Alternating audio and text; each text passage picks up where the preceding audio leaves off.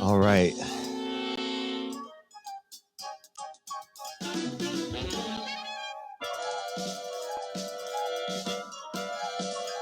Ladies and gentlemen, we're in the green room with Frank Macchia.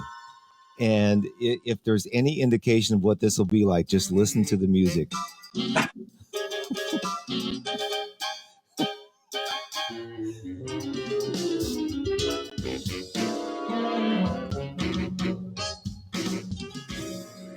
Okay, so I want to ask, first of all, this reminds me, and I know you did this, it reminds me of cartoon music.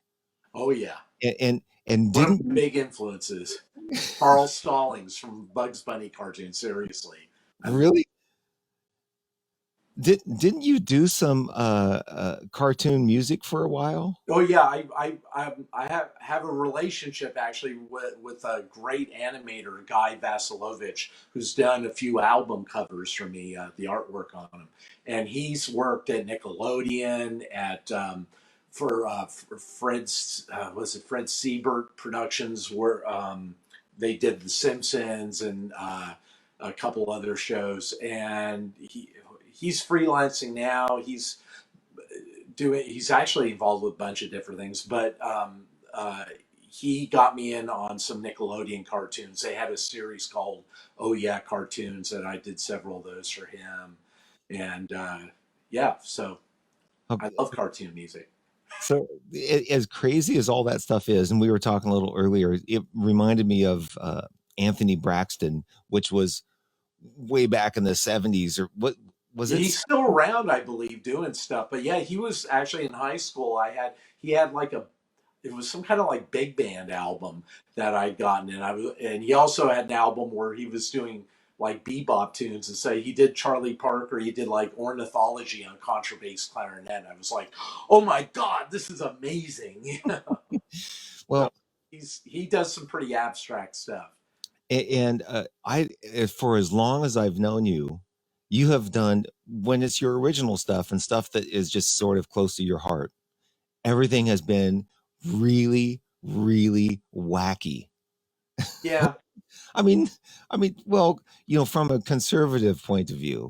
yeah. That's kind of always my problem. Is like I don't want it just to sound like a pop tune or I don't. I want unexpected stuff in there so people go like, "Whoa, I wasn't expecting that." Unfortunately, that can make it problematic because it's like, well, it didn't go to the four chord where I thought it should, or it didn't do what I expect, and that kind of can upset people as listeners at times because it's kind of the just unsettling, I guess. Unsettling, yes. Yeah. So, um, and this is your most recent album, right? That I Yeah, yeah. and This is just was released this last week called Rhythm Abstraction Gold. It's an EP we did. So the concept behind this was that this drummer I've known since college, Brock Avery, is just a great drummer. Um, he and I have been doing some uh, jamming for the last year, doing kind of free improv jamming with a bass player, Tom Lockett, who I've known since Berkeley days back in Boston, and um, and so I had this idea of like I like actually I'm one of those odd people. I like listening to drum solos a lot of times if it's a good drummer and they're doing a really interesting solo because rhythmically they're doing such complex stuff and I'm at times I'm listening to it and I'm like, how would I even notate that the thing they're doing? It's like they're just in the moment playing this very complex polyrhythmic thing and I'm fascinated by it and I'm like, wow.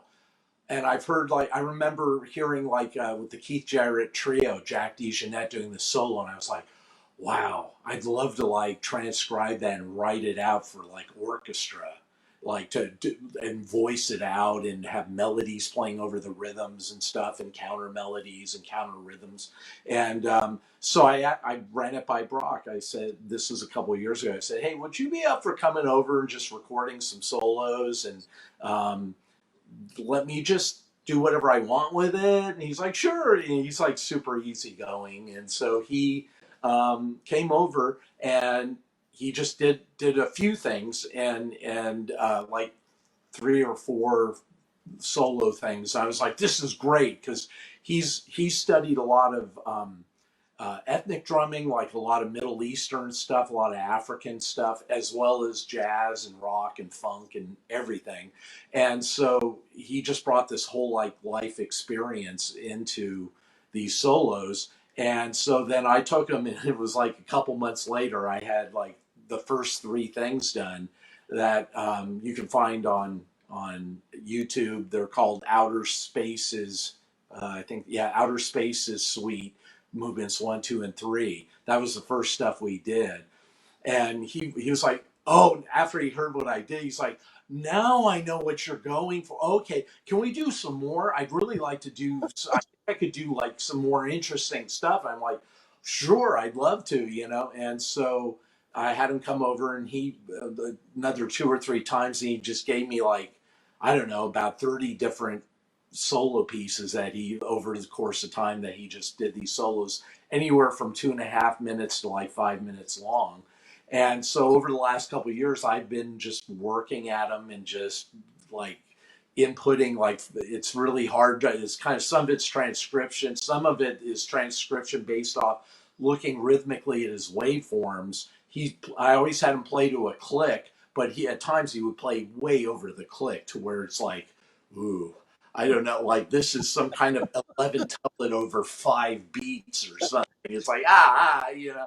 And so I would compose hits on those things, and then I would play all the like up to like sometimes 40 tracks of woodwinds and also sequence keyboard and mallet parts and stuff. So anyway, I put this. The first one came out in 2018 called Rhythm Kaleidoscope, and after we finished that one, I was kind of like, I think I'm getting better at this actually. Now I'm starting to see it in a better way. So I had him come over and do some more. We did 20 more pieces. So I put out in January Rhythm Abstraction Azure that had 7 pieces. And then I waited until April to put out the next 6. And then July, we're going to put out 7 more. The reason I just didn't like dump them all at once is because it goes under the bin. If you go to a record store, of hard listening, Mhm. there's like easy listening, which is like the Ray Conniff orchestra, Right. some standard or whatever. This is hard listen. It's like I can't even listen to more than like 3 pieces in a row. It's just like I need to go get a beer after this now, or something even harder to drink. So I want to play a little bit of the next track, if that's okay.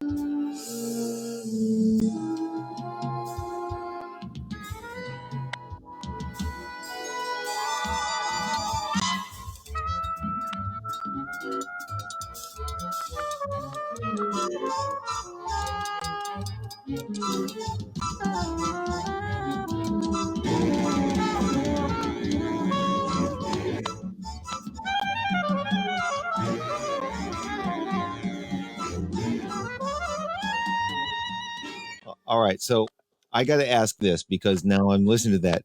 It's all over the place. But how many different live instruments were there? I know you do all the woodwinds, right? Yeah. And I heard clarinet, flute.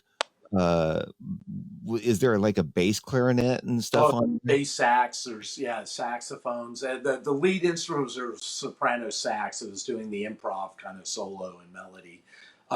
Yeah, there's, like I said, there's on some of these I've literally got up to 40 individual mono tracks of woodwinds.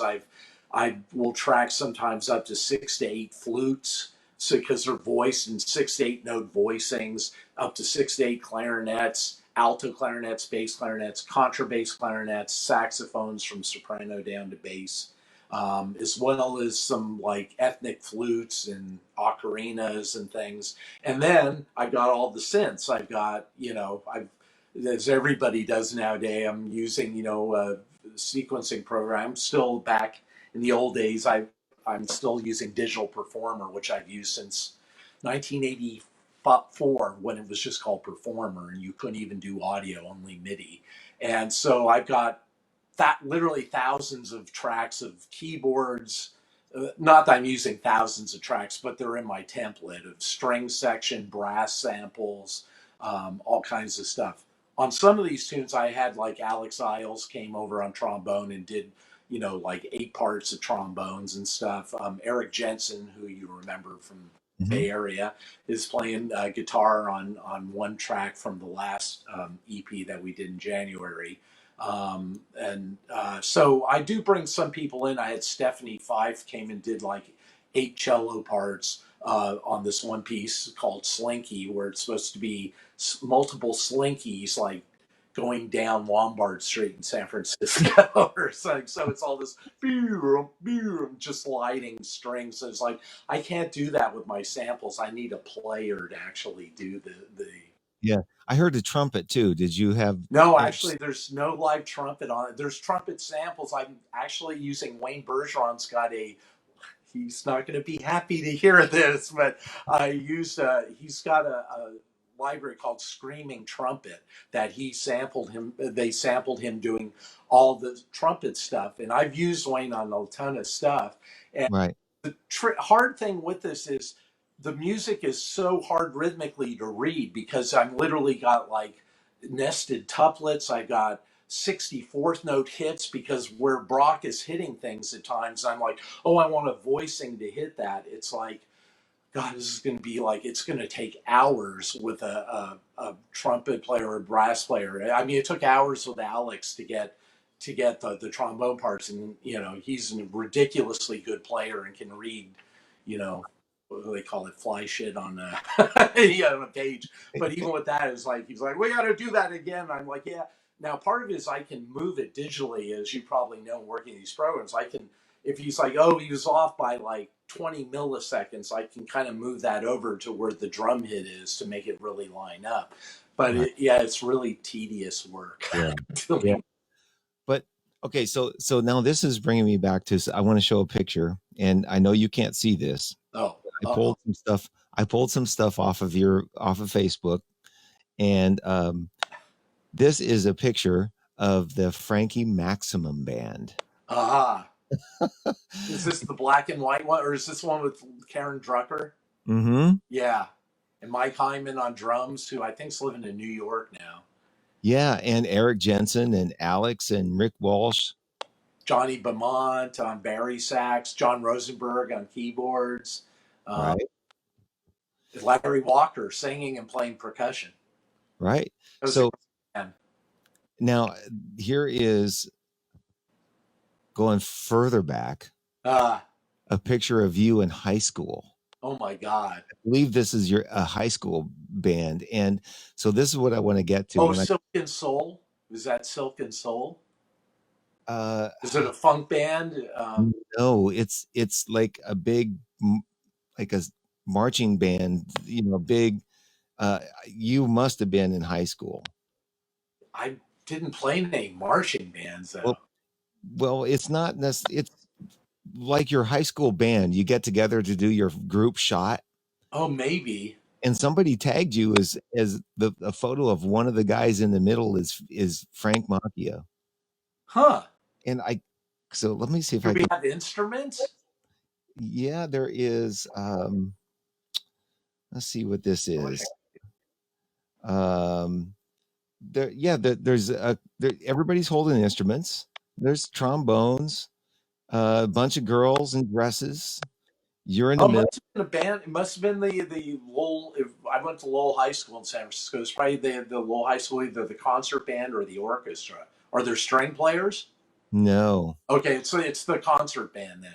We had a fantastic concert band in high school. We actually, in my junior year, we went to England and did a tour with the band. We were playing Percy Granger's Lincolnshire Posy, which is a fantastic piece um, for concert band. And yeah, we had a really good band. You I did you went to high school in San Francisco at Lowell High School. Yeah, And the reason why I wanted to get here is because I I'd forgotten that you went to Berkeley.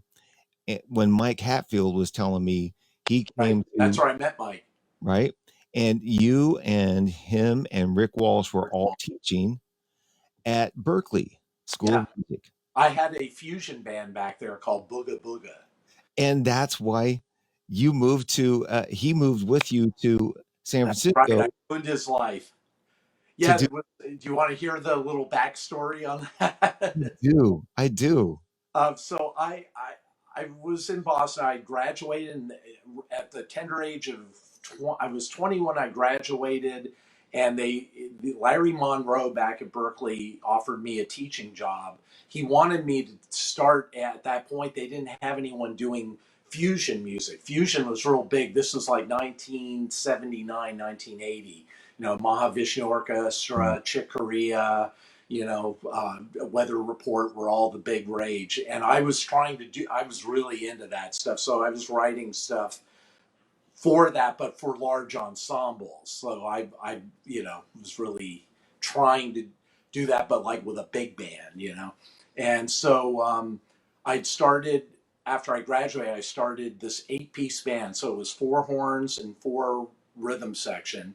And most of the guys came out. The drummer, Rodney Smith, who's a fantastic drummer, who sadly passed away a few years ago, Mm. he was like, nah, I don't want to leave Boston. But I was like, look, we got to go to San Francisco. San Francisco is where we're going to make it big, because it's like really a hip town, and they're really into like new music and stuff and avant garde stuff. And so Hatfield was playing electric vibes in the band. He didn't play keyboards in the band. He was primarily at that point a vibes player, credible vibes player. And so he was playing vibes. A guy named Rick Myers was playing guitar. He came out. Tom Lockett, who was the bass player, came out. Tom was from Eureka originally, and so he was like, "Yeah, I love San Francisco. Let's do it."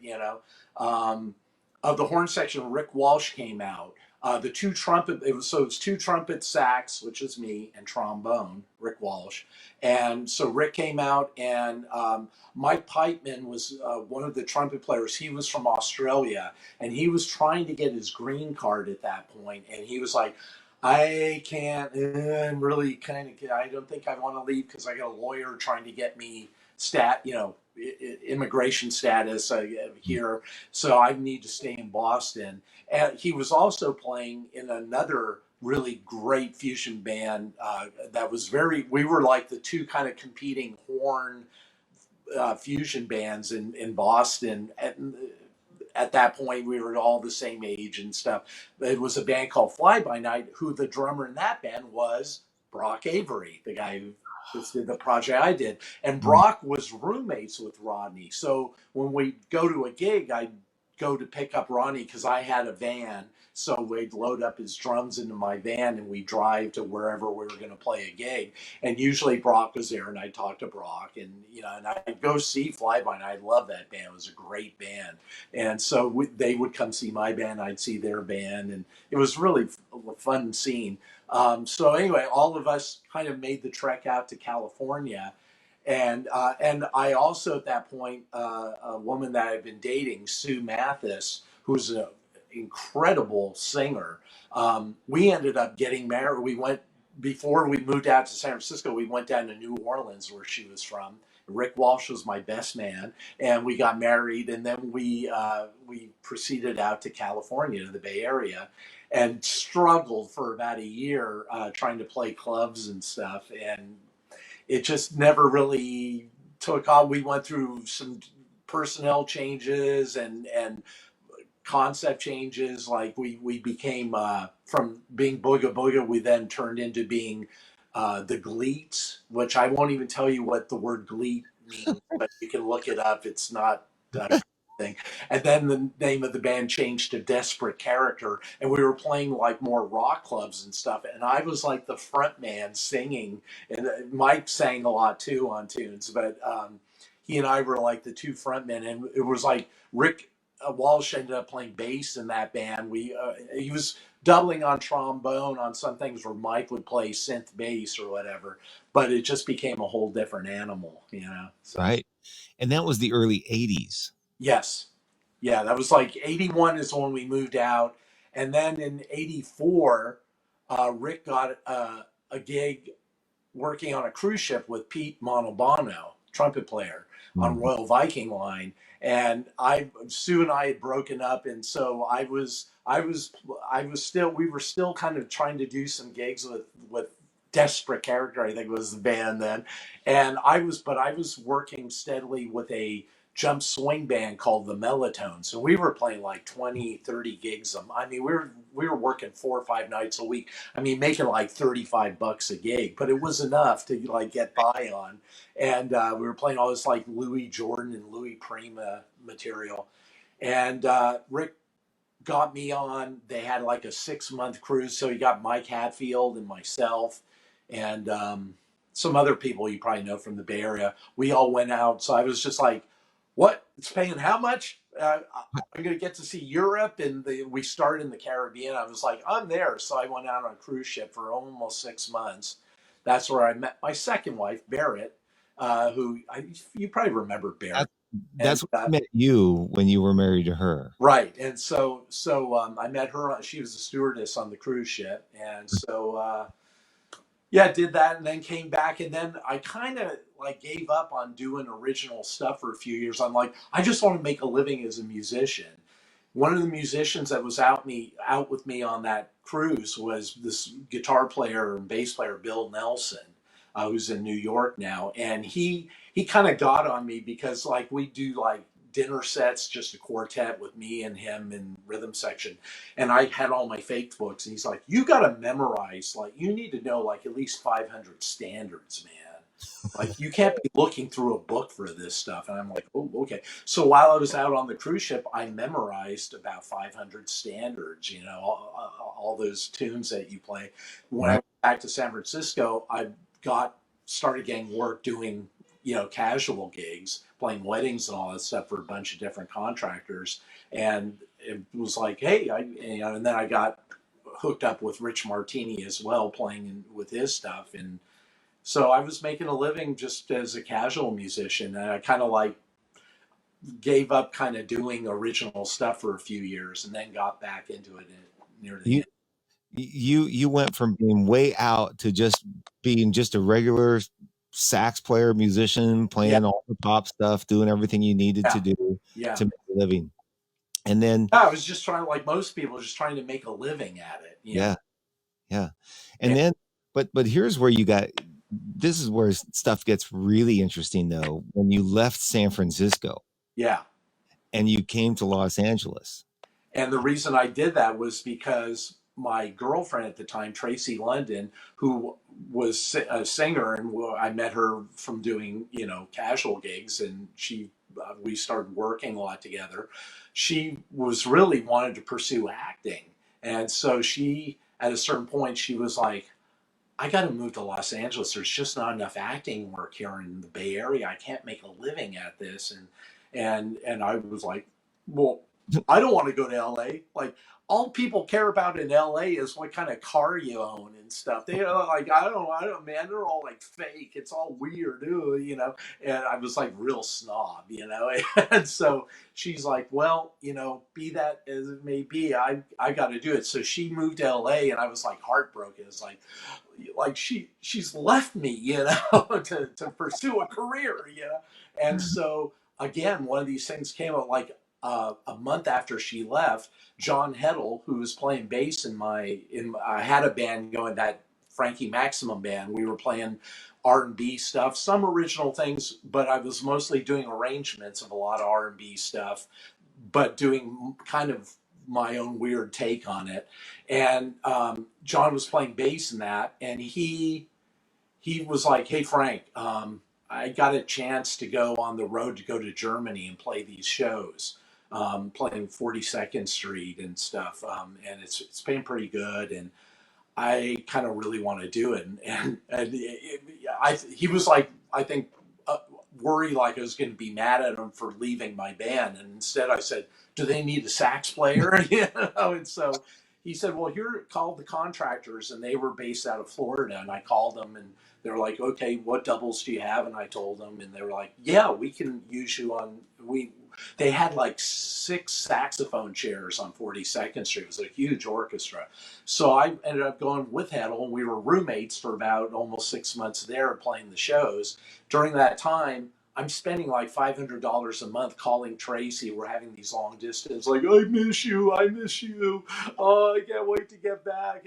And so she was like, she basically made me an offer I couldn't refuse, which was she said, look, when you get done with the show, just come to LA and hang out and see what you think of it. It's pretty, there's a lot going on here.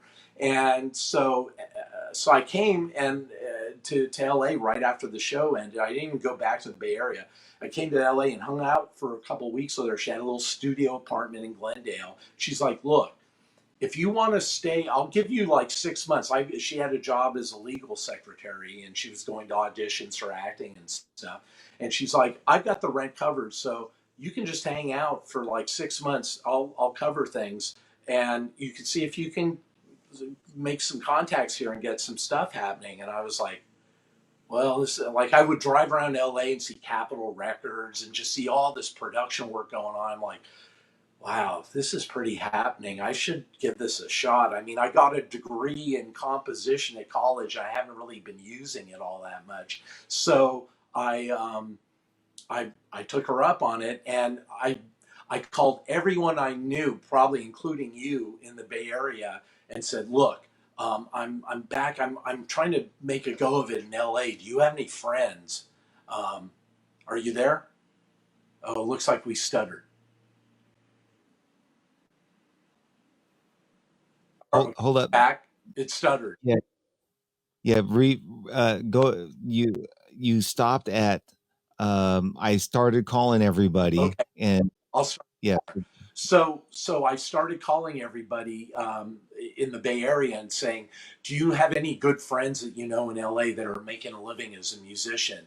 And it was great. I mean, all these guys, John Worley, Mike Hatfield, everybody was like, "Oh, here's a bunch of people." And so for a month, I was just cold calling. I must have had a list of like over 120 musicians or other people like producers and directors and different people that I was calling, just going, "Hi, you don't know me, but I'm from the area, making a living as a composer and arranger and a musician, woodwind player."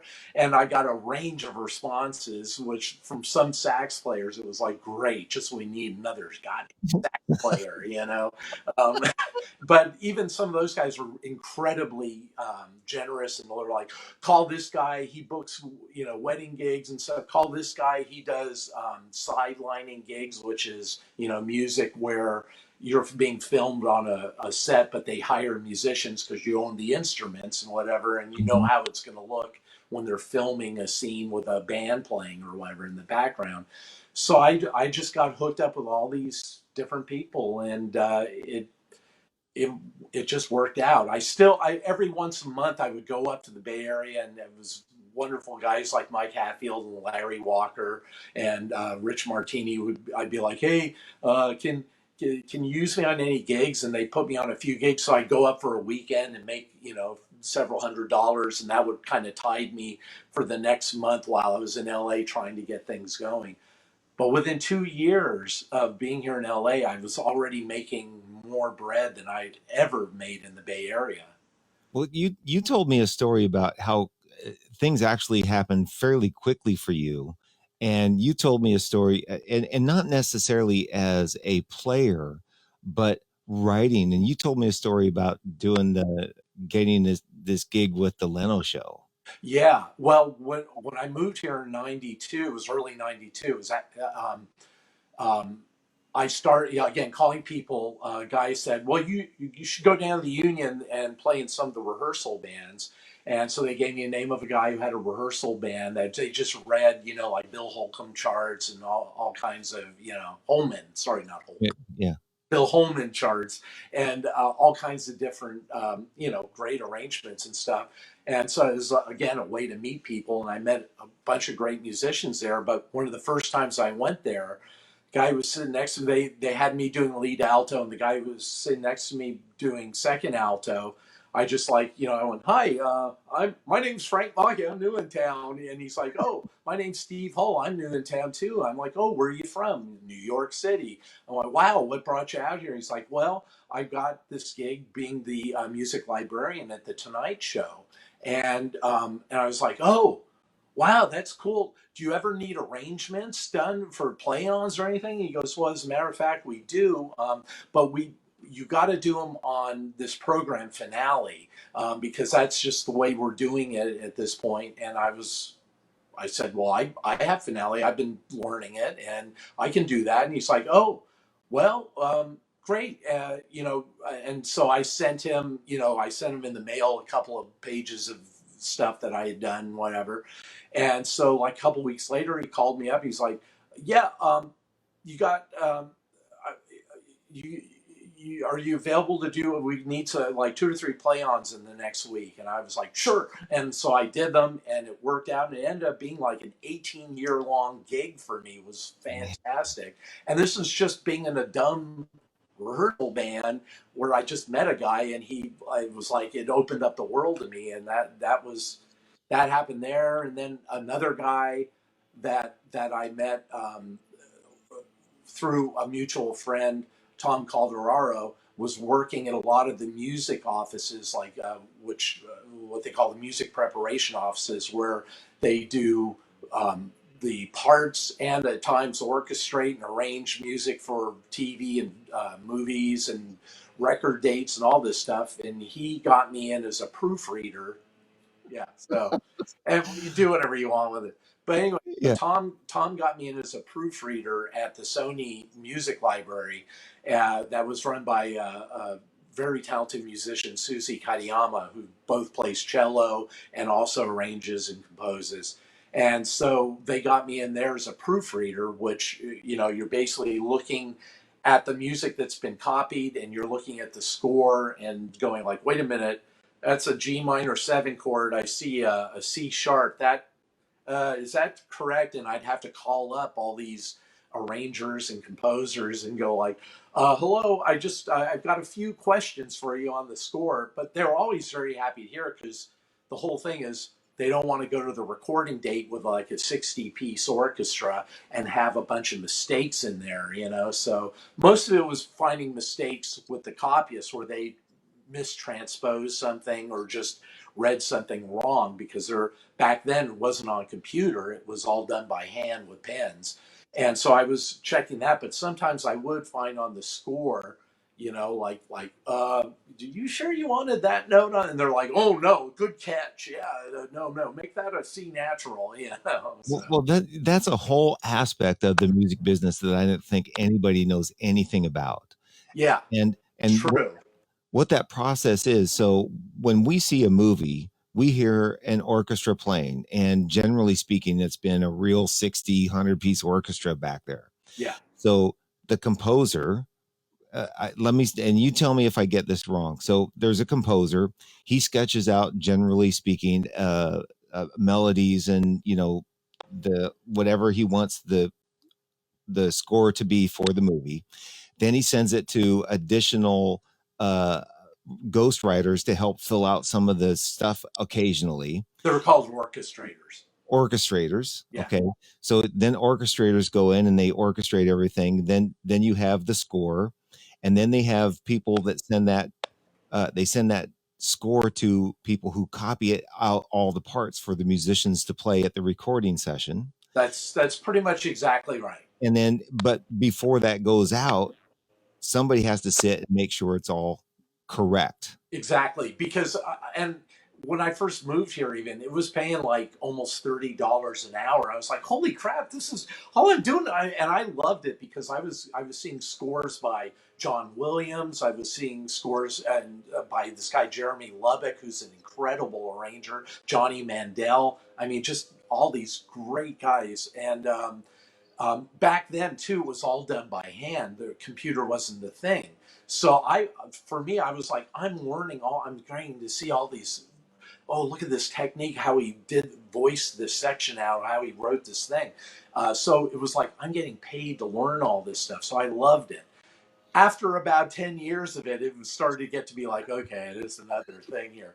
But what also happened is over the next 10 years, the business changed a bit for the composers, where it used to be that the composer just basically wrote everything out by hand, a sketch, maybe like John Williams would do a very complete 6-line sketch, give that to the orchestrator who would blast it out for a full orchestra with 20 to 30, 40 staves of instruments, Mm. and then the copyist would make individual parts for each of the players. But then computers and sequencers started happening, and it changed kind of radically to where suddenly as an orchestrator I wasn't getting something that was all metered out and very straightforward that I just took and I filled out voicings. Now suddenly I was getting something called a MIDI file, and it was like a whole bunch of they had all these instruments playing it, but it wasn't, they didn't weren't even worrying about the notation. Most of these programs like Pro Tools, Logic, Digital Performer, Cubase, there's more now, but back then those were the kind of the main ones.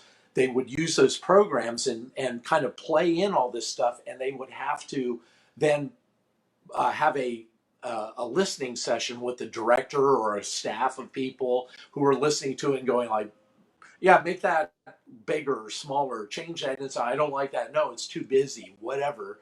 They would change all this stuff. So they'd have to redo the sequence, as they would call it in the audio sequencer program.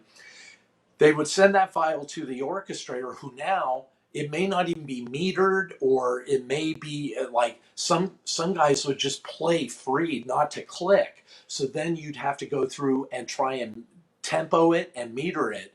And this took like this is like a whole other skill set. And luckily I'd been doing this stuff because up in the Bay Area before I moved here, I was working with one of these programs, and I was doing demos for singers and stuff where I was like the band, and they would Mm. come and sing, and they just pay me for putting demos together for them. So I had some ability in using these programs, and it all transformed to where now a lot of times the composer is just sending this MIDI file to an orchestrator with audio of what it's supposed to sound like, and they really are doing a combination of transcription and orchestration, because there's just not time for the composer to do all that, to notate all that out anymore.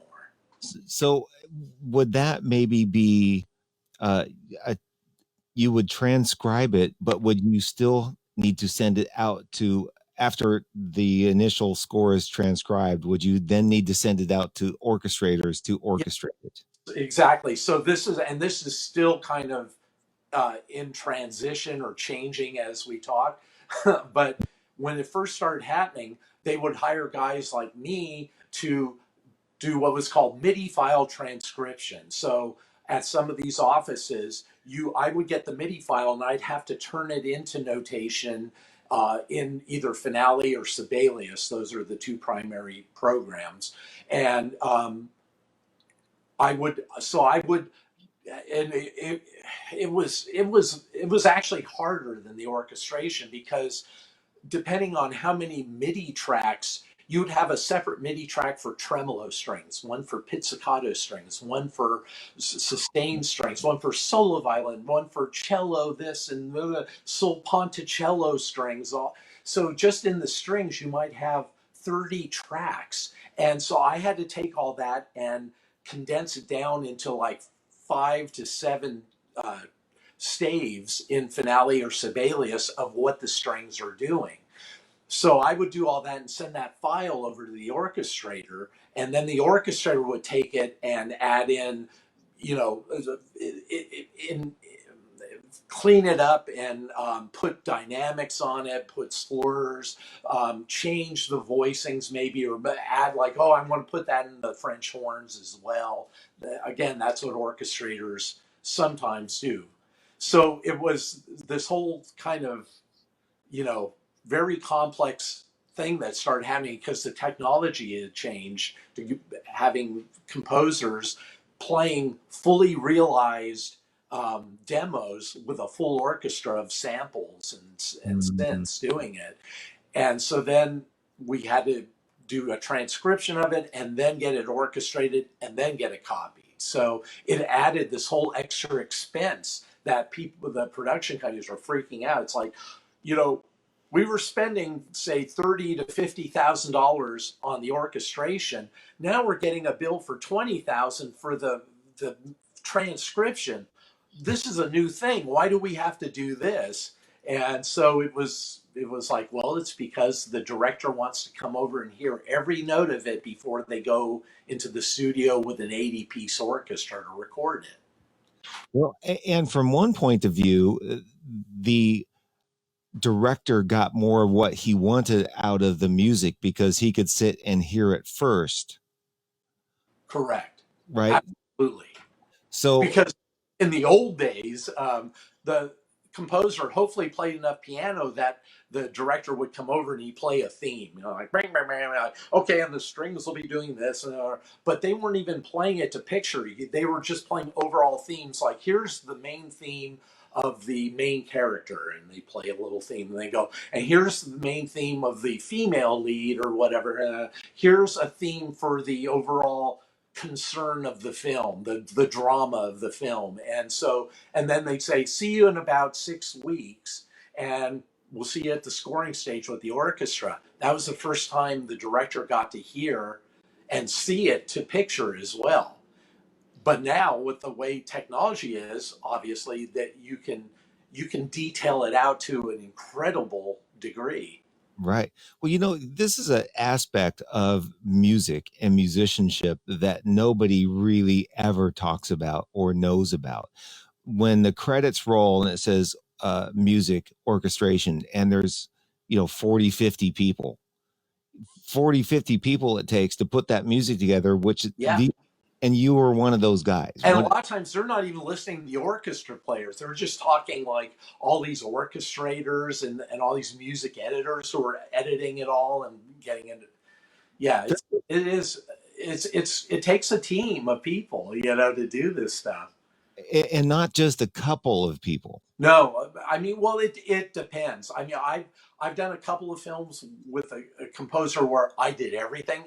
Like, so I did the MIDI file, I orchestrated it, I copied it, I proofread it, and they, it was those are usually like really low budget things where it's like we don't have all we have is this much money. Can you do it? And I'm like, well, I want to keep this relationship with this composer because he's getting work.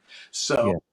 So, I said sure, but it was really those were like the hardest jobs because everything was on me to like I had to get it all perfect. And Okay. Well, here's a good story. Speaking of low budget, remember the thing we did for the circus? oh yeah, Oh, and that here's the was thing: it's it was well over an hour's worth of music, right?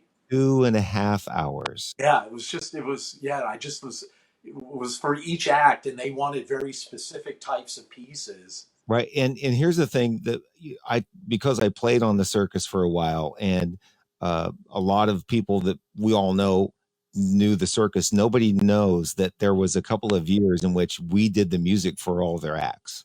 Right, And I drove down to San Diego, and I bought a video camera, and we videotaped the acts, and then I brought it to you, and right, you wrote music for all of those circus acts, yeah.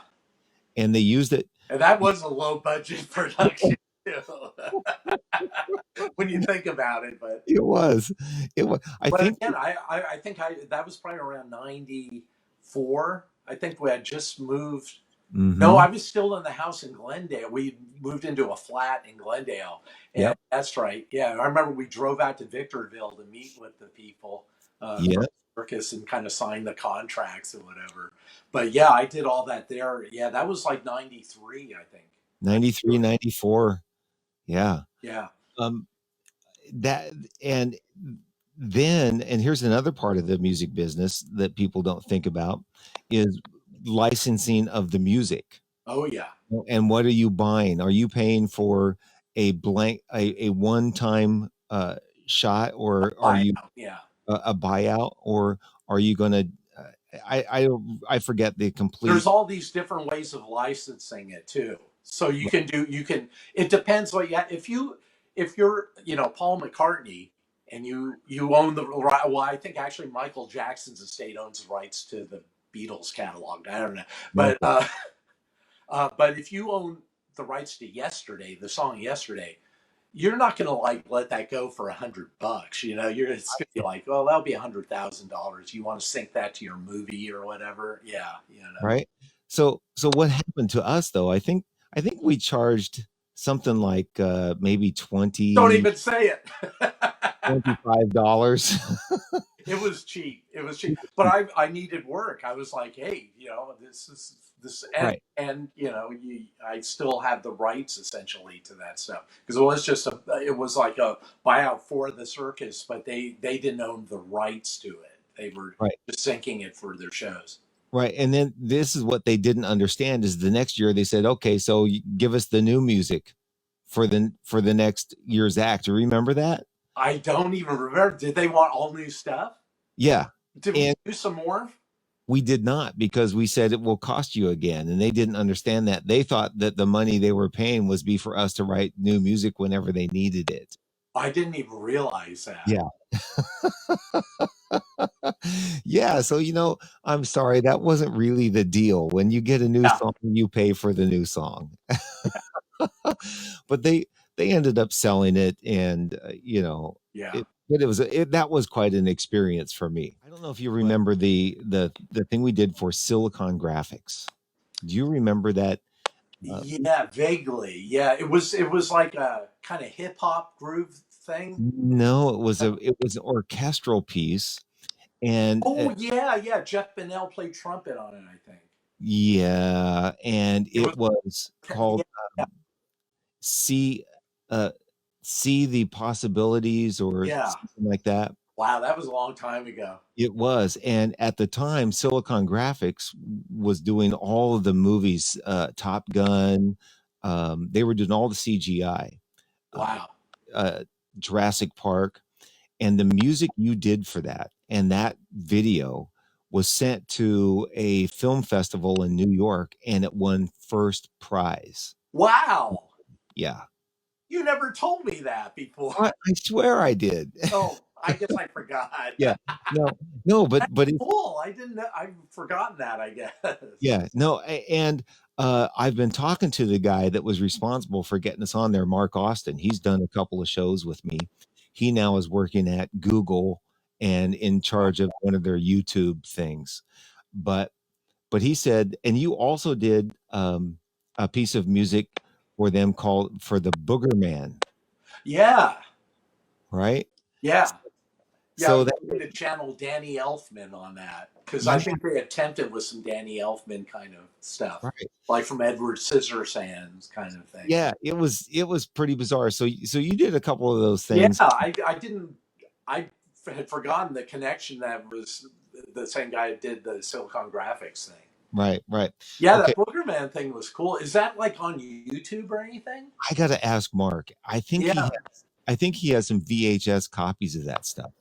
yeah, because I remember it was a little kid and there was a train set and all this stuff and It, it was a really cool piece. it was interesting. It was really interesting. Yeah. So I've got some pictures that I downloaded off of your site, some more of them, and I just want to show a couple of them. And uh, the I want to show. I've showed Frankie Maximum. I showed the high school, and then recently, along with all of the orchestration and writing for TV and film and all that kind of stuff, which was a big part of your bulk of your work. You also had your own band, and we're still doing your things. And I got a picture of this. Is this one is at Vitello's, and no, that's not the one. Here, this is the one. Here we go. Vitello's, and it's you remember when you did what was the music you did for this Vitello's when Kevin Porter came down and played Was this the folk songs for jazzers? and Peter Erskine was playing Yeah, drums? it was a great band. I was so lucky to get all these guys. It was like a dream band for me. Had Bob Shepard on tenor sax and Sal Lozano on alto, Jay Mason on bari, um, Kevin Porter, Alex Isles, and Bill Reichenbach on trombones, and Wayne Bergeron was the lonely trumpet. It was like it was like an eight-piece horn section, and then Yeah.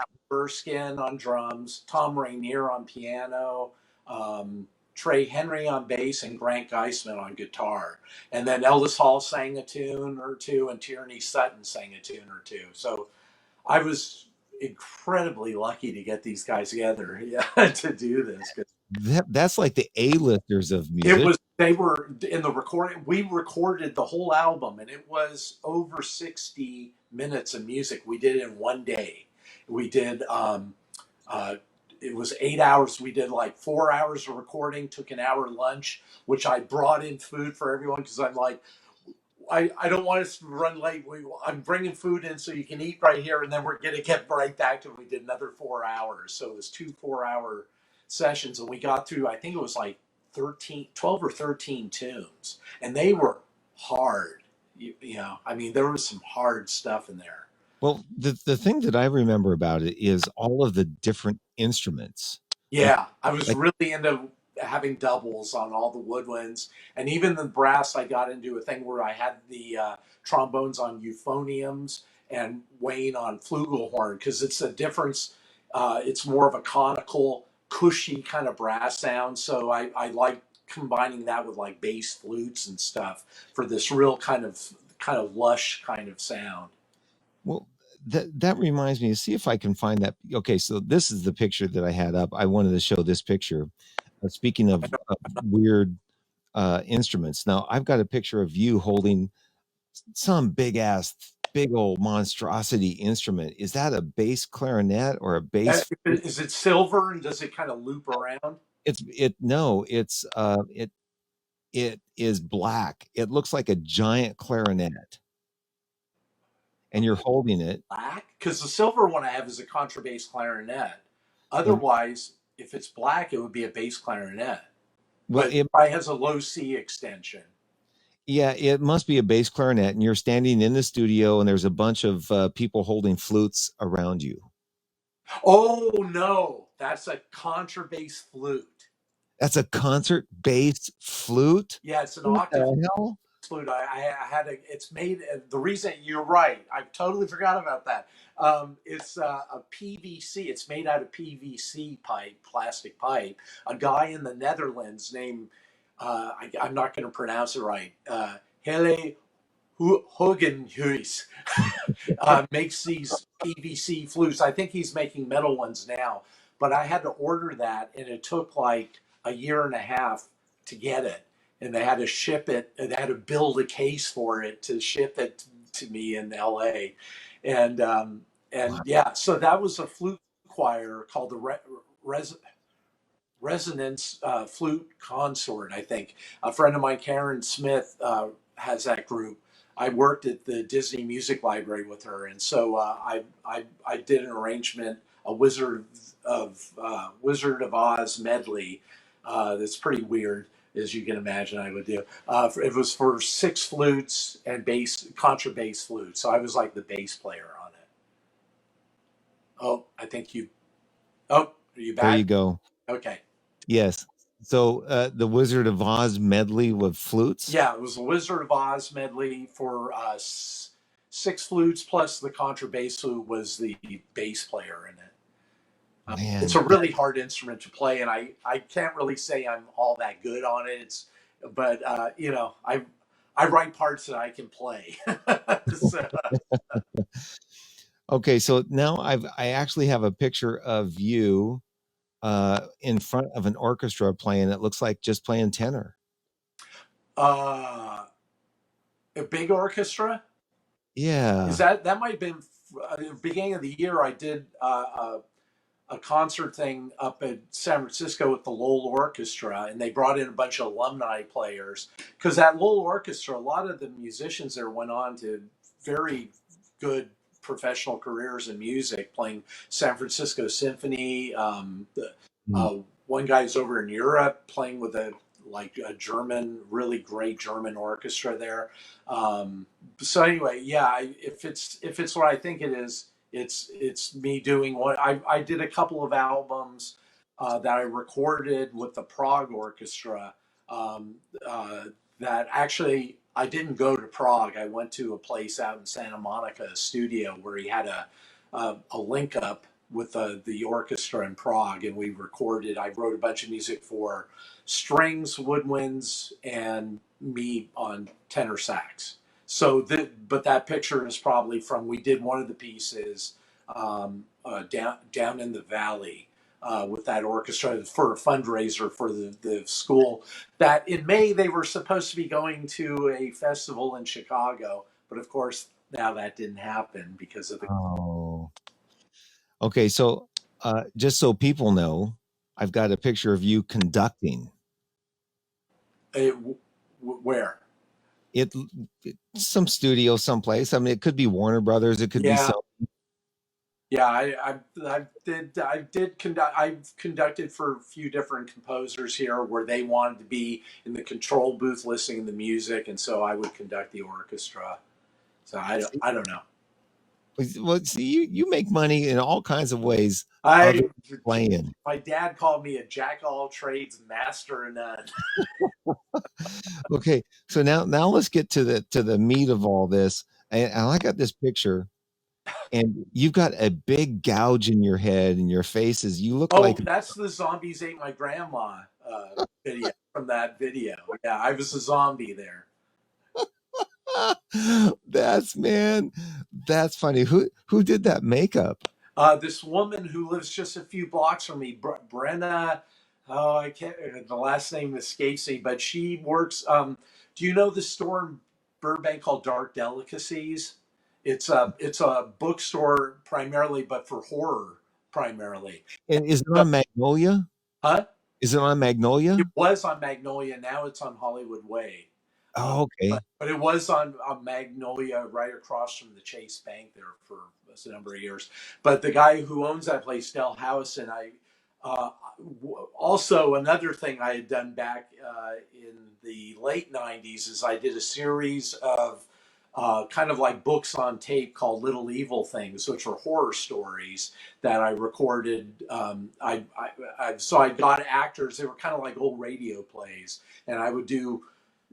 Tracy and I wrote, my wife Tracy and I wrote these horror stories, short horror stories, and then I get actors to read them, and it was kind of like the old Inner Sanctum or Lights Out radio theater shows they did back in the '40s, and so we recorded them, and then I wrote continuous music underneath them, and so Dell at his store was selling them there for me, and so when uh, I wrote this tune called "Zombies Ate My Grandma." We did it with. It was very similar to the folk songs band, with Peter Erskine and all the same guys, but even larger band. I think it was a 16-piece band, and so we did that, and it was a kind of a comedy tune with lyrics that I sang about the zombies ate my grandma and whatever. And so I was like, I want to do a video. Dell, do you know somebody who can do horror makeup? And he said, yeah, call Brenna. She's great at this stuff. She does it professionally. Hopefully she'll do it. So she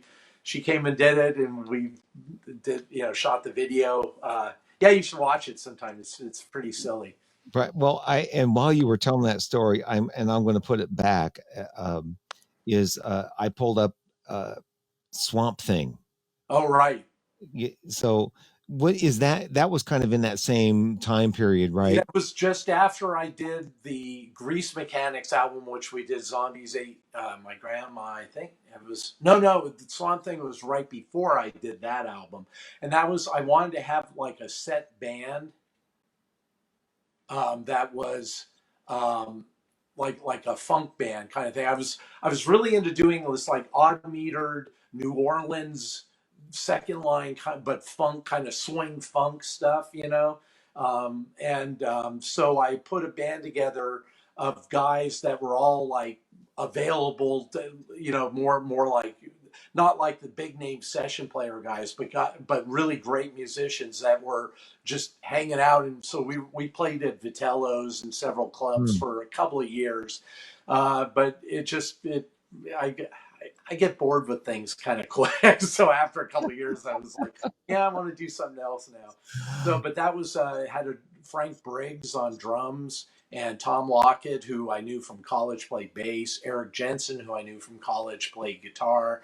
Another great good. I had two guitars in the band. I had Ken Rosser did the other guitar chair, and then John Rosenberg, who I knew from the Bay Area and played in the Frankie Maximum band, played keyboards on that, and And me on sax. So, yeah, and John Rosenberg is such a phenomenal player, oh yeah, man. So he's got the best feel. I just love his. yeah, yeah, and when he solos, oh, it's beautiful, Yeah, he so, always goes to really unexpected places, which is I love. right? Yeah. So um, what I really love about this interview is we didn't talk about anybody. We didn't gossip, but we talked about some really cool stuff about music and orchestrating and arranging and all of that stuff.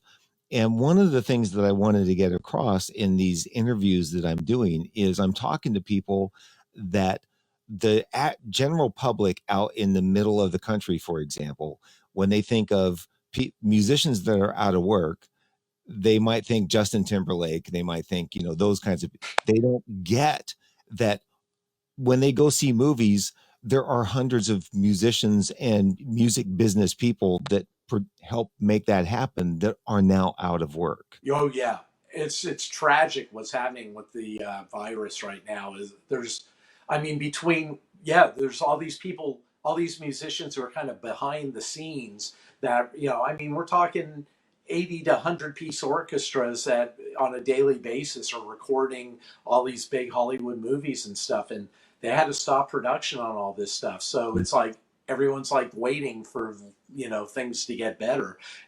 On top of that, there's all the live musicians who play in clubs and stuff who, they can't do that. So this is devastating for the entertainment slash arts um, community. Well, I don't know, and my worry is that it's like this isn't going to be solved in like a month or two. Like okay, like September we'll be back up running. It's yeah, like no, this could go on for a while, and I don't know how people are going to survive this stuff. yeah, Yeah, and this is how I kind of I try to describe Burbank, because you and I both live in Burbank, and Burbank is almost a blue collar town of the movie industry. There's yeah, no stars, but we're all people that support that industry. There's exactly. gaffers, there's lighting people, there's Yeah, thousands costumes, thousands of people who are reliant on this uh, industry. right? All of those hundreds of other people that are just sitting, and no movies are being made, and no TV shows really are being made, and uh, everybody's kind of going, "Oh shit." Yeah, This entire town of Burbank, it's not, I mean, it's a pretty well-to-do town, but we're not rich people that live here. We're blue-collar movie right. people. And that's well, not necessarily me, but my neighbors are. And you primarily were one of those kinds of guys in the music aspect of it. Yeah, yeah. It's. I don't know how this is all going to pan out, but it's a little scary, and yeah, I just hope that they get a vaccine sooner rather than later, and because I think that's really going to be the bottom line. That until there's a vaccine, I think it's going to be hard to think of people going to a concert, to going to a club, to Mm. going to a movie theater. It's like I think for myself, I'm in my early 60s. I've got some pre-existing conditions and stuff, so I'm. It's like even if they say, okay, next week everyone go back to business as usual, I'm going to be. I think I'm going to stay in my house Right. most of the time until things get I think out a little safer here. I'm just going to just kind of jump out there and say I think movie theaters are going to be a thing of the past. I would tend to agree with you. I think that the whole concept of streaming and all that, it's going to be people are going to just get larger and larger size home entertainment theater kind of setups, and you'll instead of going to movie theaters to see this stuff, you'll just be streaming it from multiple services possibly, but and I don't know. It's kind of a drag because I got to admit I do really like seeing movies in theaters with a big crowd of people, especially if it's a comedy or an action movie where everyone's like whoa, and laughing at the same time. There's this kind of group experience, and especially seeing music. It's like so I don't. Yeah. Hopefully it'll come back, but maybe it'll come back better because we'll have gone such a long period without you know being able to be with a group of people and interact that will like wow, like I really want to do this now. Yeah, maybe we'll be starved for the attention and just or the camaraderie Exactly, yeah, and the I hope, experience. but Yeah. yeah, it's interesting. Okay. Well, well, Frank, Strange time. we've been out it for an hour and 15 minutes with a few interruptions and a few breaks that I'll go back and splice up and do my magic editing too. But this was great, dude. I mean, this is all great stuff. I hope so. I hope it wasn't just a boring dig me session. No, well, no, but you know what? This last week, I got a couple of calls from people randomly that said in the middle of the night, or I just turned on and watched one of your conversation with somebody, and I got sucked in and got interested in what they were saying about their aspect of their business and music. And I Yeah, think it's almost become like a live stream podcast, right. you know. So to me, if I'm a musician and especially if I know you, I'll listen. I'm like, oh, that's really interesting. I didn't know that. I didn't know that about music. I didn't know that. I forgot all about the MIDI, the time when MIDI files were just starting to happen, Right. and thank God we're out of that. Well, no, it's still happening. Really? Oh, absolutely, absolutely. That's just the way it is now. It's like and sometimes now there's. I don't even mean to keep going on about, but when I was finishing up working at Disney, where I was worked at that office for almost 20 years, at the end they weren't even giving us MIDI anymore. They were just giving us a bunch of audio files. So we had to do pure transcription. It was like they give us a cue that would be like, here's the drums, here's the keyboards, here's the woodwinds, here's the strings, here's the brass, and you'd have they'd be all lined up, but you'd have to separate and go, okay, what's going on, and and we'd have to God. transcribe that stuff because like they weren't even dealing with MIDI anymore. We'd, Oh, we'd be like, please give us the MIDI because at least it gives us a rough idea. Part of the problem with some of this stuff is some of the technology is advanced to the point where uh, using even the MIDI, you press a key and it's a whole orchestral event that's going like some kind of crazy thing where you hold the key down. So if you looked at it in MIDI, it'd be like a middle C held for 4 bars, right? But what you'd be hearing is And so you have to transcribe that and then figure it out against what the click is. And so it's like, okay, it's happening over this. This is taking actually 2 bars and 3 beats before it ends. And at beat 3, it's halfway up the arc of this shape or whatever. What is that shape? It's a group of instruments doing a churning effect or something, you know? Whoa. Yeah. That's I mean, some yeah. of the stuff I've had to do, I'm like, I did the best I could, uh, to cop this idea, whatever. But that's because there's all these sample libraries out now where you just press a key and it plays a groove or it plays like a whole lick or whatever. So Oh, there's like sample libraries of like guitar players going like just doing strumming patterns and things where you're just holding a key and it's got this very complicated strumming pattern with up and down strokes or just a certain rhythm or whatever. So you have to like listen to it and go, okay, that's a C minor 9 chord, and he's doing the pattern is 2/8 notes, 2/16 an eighth, and then whatever. And so you have to like transcribe all that. that's So crazy. it's actually worse than ever with that. Oh man. All right. Well, Frank, thank you very much. I'm going to take us out with one of your uh, anahata. How do you say that? Oh, anahata, yeah, it's Anahata. it's I'm going the to heart chakra. It's it's another one of these improvised drum pieces that I'm playing woodwinds on. okay. We'll listen to that and I'll take it out. All right. Here we go.